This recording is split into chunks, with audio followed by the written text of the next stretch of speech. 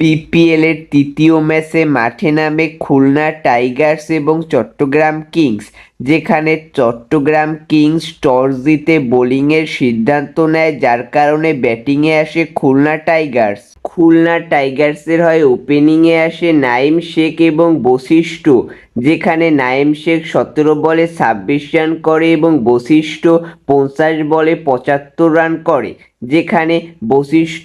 8টি 4 এবং 3টি 6 মারে এবং বশিষ্ঠ শেষ পর্যন্তই অপরাজিত থাকে। খুলনা টাইগার্সের ক্যাপ্টেন মেহেদী হাসান মিরাজ 18 বলে 18 রান করে, ইব্রাহিম জাদরান 7 বলে 6 রান করে, আফিফ হোসেন ধ্রুব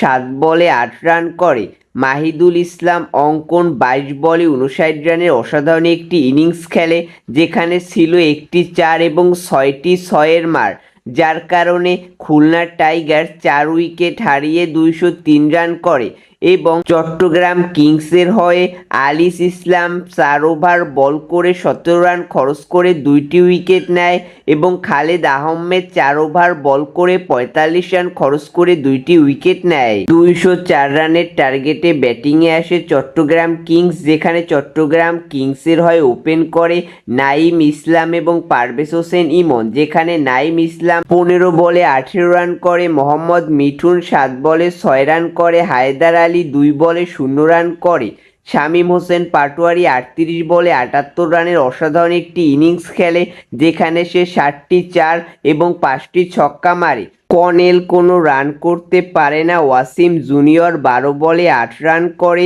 শরীফুল ইসলাম 3 বলে 1 রান করে, আলিস ইসলাম 18 বলে 6 রান করে অপরাজিত থাকে এবং খালেদ আহমেদ 4 বলে 14 রান করে, যার কারণে চট্টগ্রাম কিংস 166 রানে অল আউট হয়ে যায় এবং খুলনা টাইগার্স 37 রানে ম্যাচটি জয়লাভ করে। খুলনা টাইগার্সের হয়ে অসাধারণ বোলিং করেছে আবু হায়দার রনি, যেখানে আবু হায়দার রনি 3 ওভার 5 বল করে 44 রান খরচ করে 4টি উইকেট তুলে নিয়েছে।